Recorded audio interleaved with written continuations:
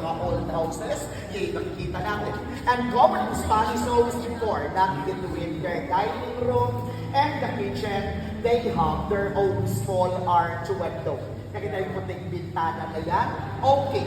They put that window to facilitate the movement of the foods and to minimize the foot traffic in and out of the kitchen.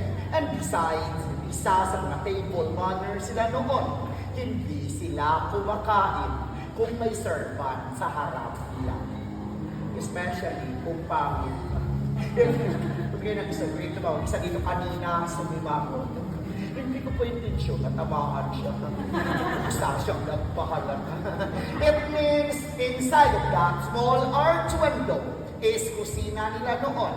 But I'm proud to say, kwarto ko na ngayon. Yes, sir. Tayo lang, sir. Okay.